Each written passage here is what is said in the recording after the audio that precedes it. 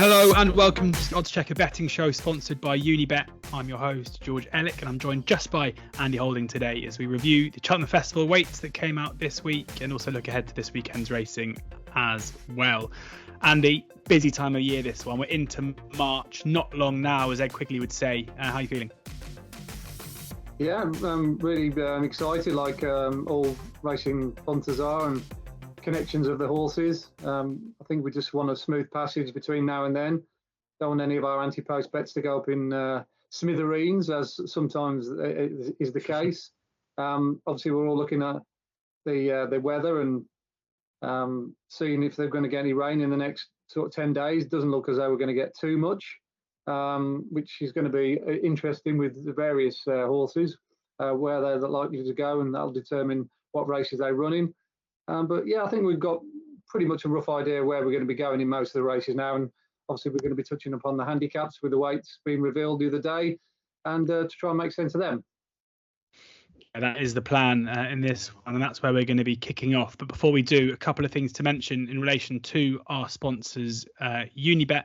They have an offer for Oddschecker Betting Show watchers and listeners. Deposit £10 and get money back up to £40 if your first racing bet loses, plus a £10 casino bonus as well. Terms and conditions do apply, and you can find the link in the description below. That is for new customers only. So deposit 10, get money back up to 40 if it loses for the racing bet, and a £10 casino bonus as well. And also, I mean, there are so many previews coming up in the coming weeks, but there are two I think that we can talk about that really point you towards. Andy's on both of them. Next week we'll be recording the oddschecker betting show preview with Unibet sponsoring, as we do every year. And then on Wednesday the 8th of March, Unibet are hosting their Cheltenham preview night at 7:30 p.m. It will be live on YouTube as well as Unibet's racing Twitter and Facebook, free to air, and it'll feature Nicky Henderson, Nico de Boinville, Jane Mangan, and our very own Andy Holding as well. There'll be a limited number of odds boosts on the night too, and the chance to submit questions to the panel. Do not miss that one if you are looking forward to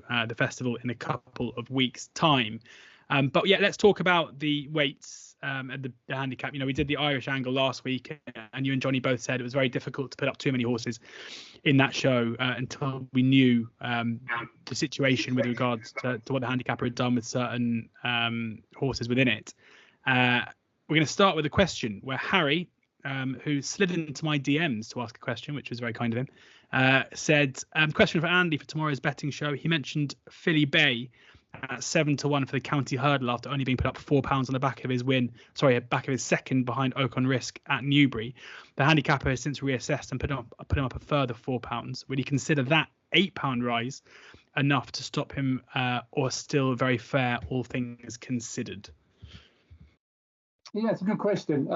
Now, this is going to be obviously down to personal choice, really, and how you see £3 or £4 here, there, and everywhere. As you know, in competitive races, when there's 20 odd runners, a mistake at a hurdle, a jockey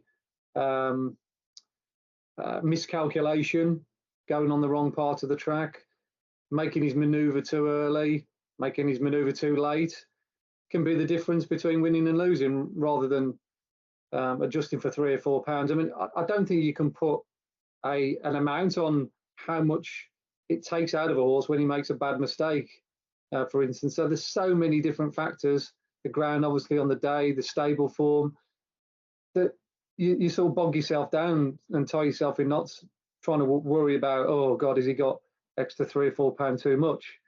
In the case of Filey Bay, at least with the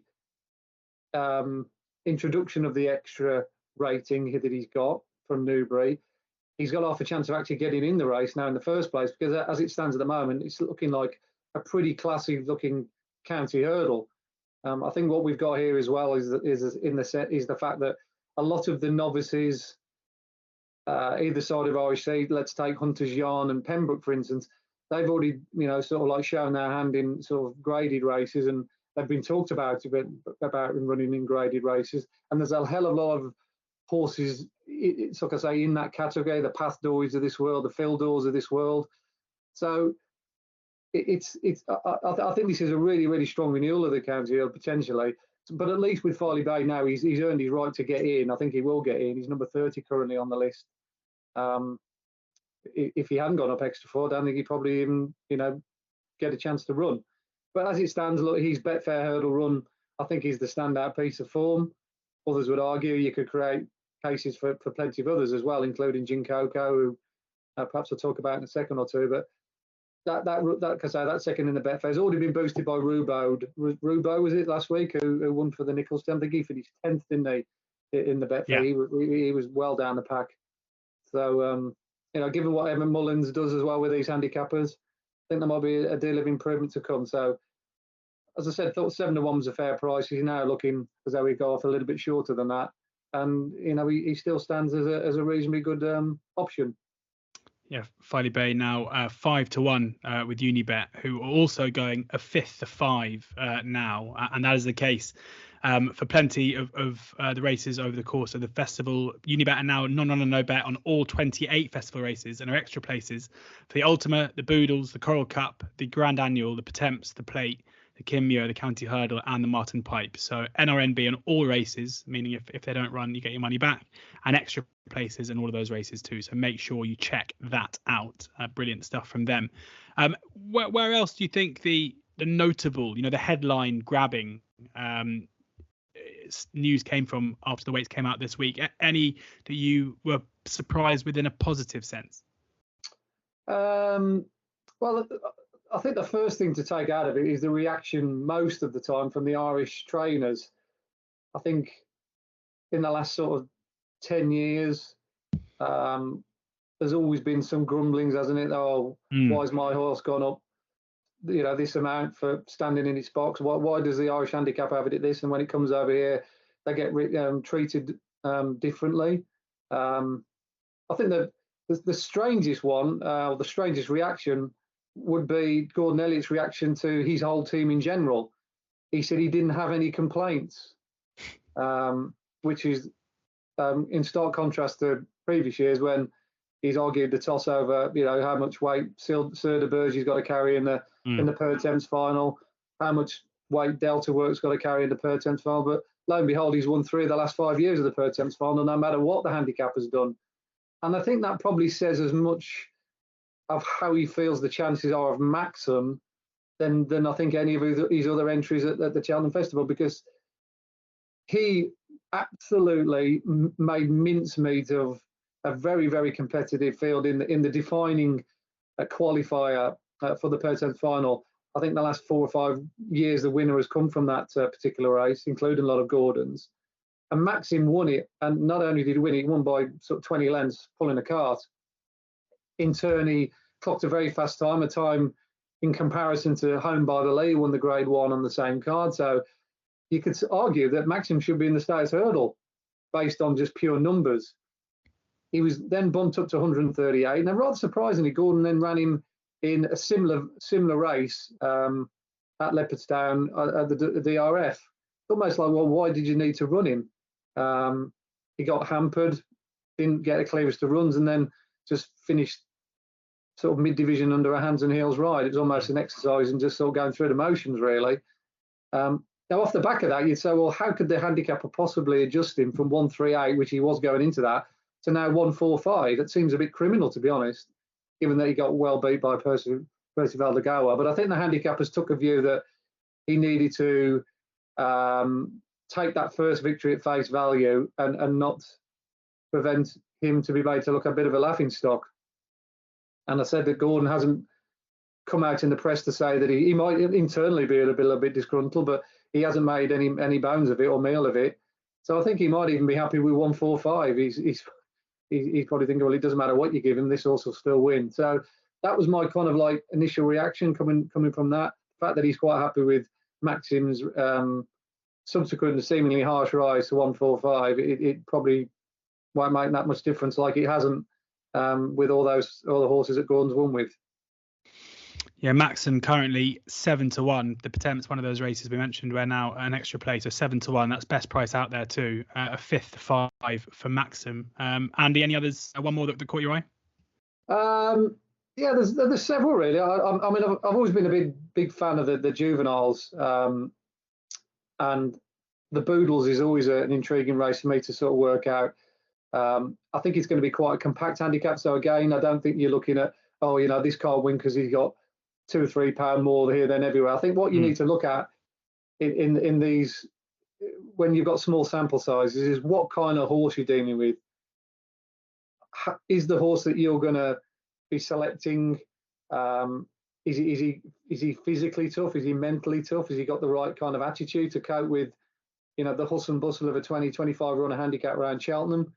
I'm not necessarily a massive advocate of Takeo fitting into that category.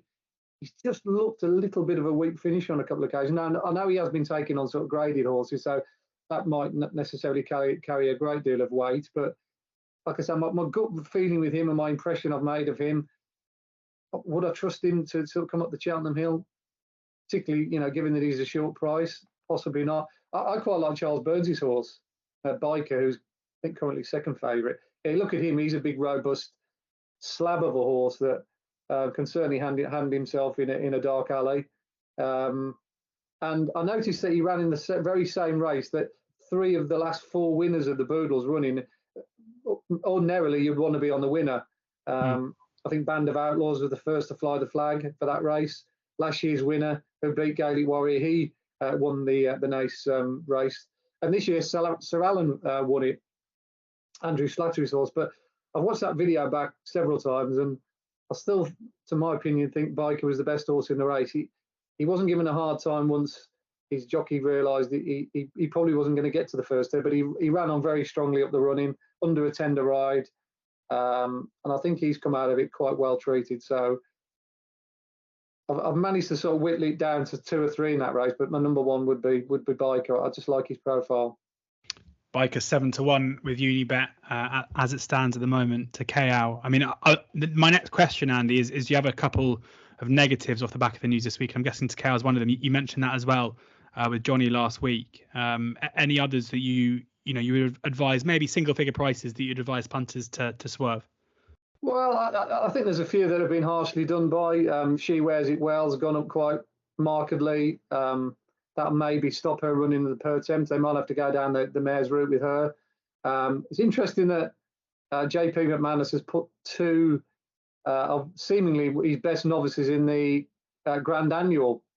They haven't got much mileage on the clock in the name of Saint Roy or Saint Roy and Dino Blue. Now, Dino Blue ties in with some of the best Irish mares this season. She got beat by Magic Days last time out at Nice. And was also beaten by Impervious the time before at Cork. But if you remember, cast your mind back to last year, George, he was sent off 11-8 favourite, believe it or not, off the back of a maiden win at Clonmel to win the mare's hurdle last year. And unfortunately, she fluffed the lines, but she definitely looks a better mare this season so far and a bit more reliable since they've sent her over fences. And she's only been given 140, which, if you consider she's been running against 150 rated horses, she's not badly treated. But in contrast, St. Roy or St. Roy, who unseated rider at the Dublin Racing Festival, has got a mark of 153, which looks pretty severe. And I think that, connections might look at that and think, well, are we better off going down the Arkle route with him? Don't forget he won the Irish, or the race before the Irish Arkle at the Leopardstown the time before. So be interesting to see which way Willie Mullins goes there with either Dino Blue or St. Roy. I don't think he'll run both of them, but off the handicap ratings that we've seen, I think there's no doubt in my mind that Dino Blue has definitely come out the best. Dino Blue there for the Grand Annual. Just trying to get a price now. Is 6-1 with Unibet, Dino Blue, and Saint Roy is 9-1. Those 2 Willie Mullins horses in the Grand Annual. Anything else to add off the back of that, Andy, before we move on to this weekend's race? Just one more handicap, which I don't mind talking about, is the Martin Piper going another race, which takes a little bit of imagination. Don't think it's an easy race to decipher at all. But it's always a race that I think Gordon Elliott and Willie Mullins have targeted with some of their better horses, particularly Gigginstown. I think any horse that Gigginstown running this race has by and large run well or won over the years. Sir de Champ, Don Pole, or Don Slowly as they used to call him, he won it several years ago. I think they've had 4 winners out of sort of like in the last 12 years. Gigginstown, they might have won it a few years ago when a horse fell at the last, I can't remember its name now, but they might have made that 5. And I thought it was very interesting that both Cool Survivor and Favrier de Champdu both got entries in the Martin Pipe, but they're also both entered to run in the Albert Barley. Now, I'm pretty sure that he won't run both. He'll run one in the one and one in the other. And I've got a sneaky feeling it might well be Cool Survivor that ends up flying the flag for Giggins down here, and Favre de Champdu goes down the Albert Bartlett route. That would be my take on it anyway. They've both been given similar marks, 140, 141, so pays your money, takes your choice, as it were. They've both been assessed accordingly, but they're both running, hot grady races over in Ireland, and they stay really well and they come out well on the figures. So I think it's an either or out of them two, but like I say, I've got a sneaky feeling Cool Survivor, judged on Gordon Elliott's sort of comments in the press clippings this week, that'll be his representative in the final race of the festival. Cool Survivor 8-1 best price. That's the best price anywhere, and with Unibet as well. Remember those extra places too. So there we get Andy's first reaction off the back of the weights out this week for the Cheltenham Festival. You can also hear Andy's thoughts on all the races, both on the Oddschecker Betting Show preview that'll be out next week on all these channels as per usual, and also on Wednesday evening at 7:30 on all Unibet's channels. You can see their preview where Andy will be sitting alongside Nicky Henderson, Nico de Boinville and Jane Mangan for that one. Do not miss it. We've got some okay racing this weekend, Andy. I mean, it's not classic stuff, but Kelso at Newbury at Donny, some decent stuff on Saturday. Unlike usual, we're not going to go through race by race because we've done half the show on Cheltenham. I'm just going to ask you for 2 or 3 selections for the weekend for people to keep an eye on. Yeah, we'll start at Kelso. I think we need to focus on the Moor Battle Hurdle, probably the most competitive race over the weekend. 16 runners set to go to post. I'm sure most firms will be betting 5 places, which gives you a little bit of scope. I'm quite surprised that there's been a massive clamour to back McTeague. I think this is very much a connections price rather than actually what he's done on the racetrack. Obviously, Ed McMullen's Paul Byrne been in the headlines recently. Buying and selling the right horses. Obviously, Corbett's Cross was a high-profile winner for them last week and looks set to go to Cheltenham.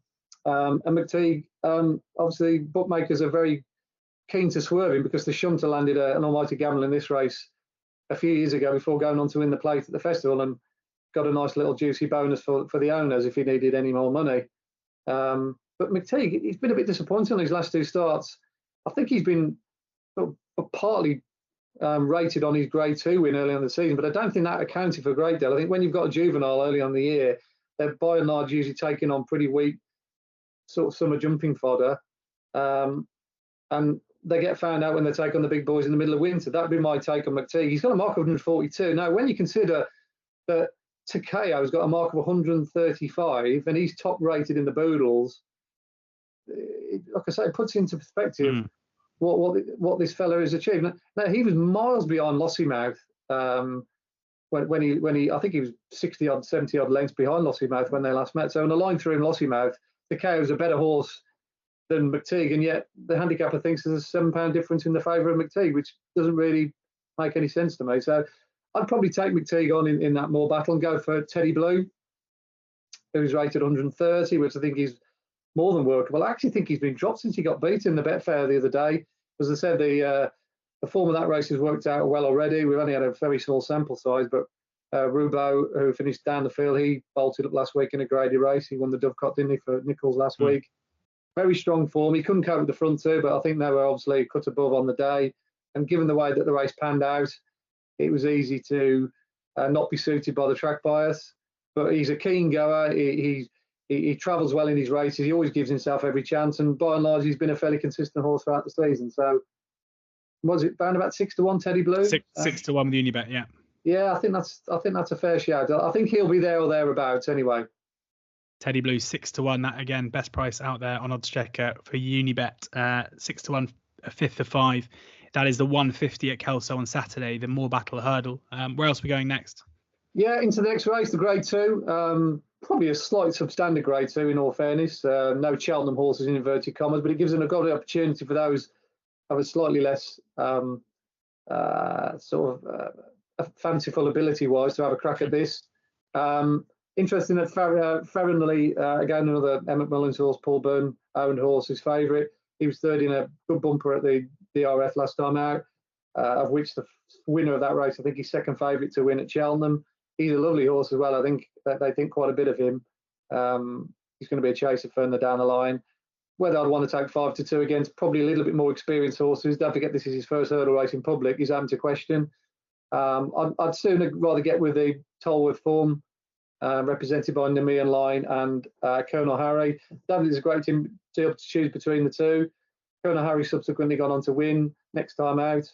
And I do like his attitude, Colonel Harry. I think around about 8-1, he'd be certainly in bet territory for me. And then on to mention as well his course regular Karaki Castle represents the North, trained by Sandy Thompson. He's won here twice this season. He lowered the colours of a horse who goes round the track called Trap Lane Law last time out in a good time figure.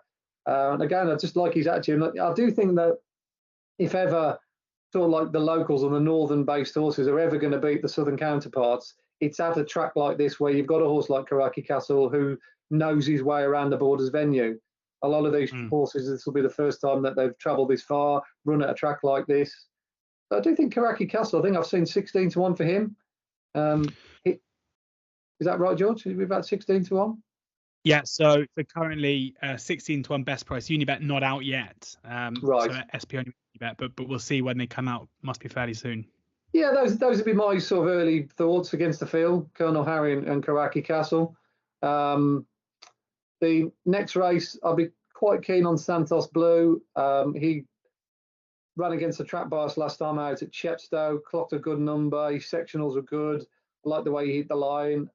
I'll be looking to get with him whatever price he is. I think he's been in and around the 72-4-1 mark anti-post. Which race is this? The very next race, the 3 o'clock, Santos Blue.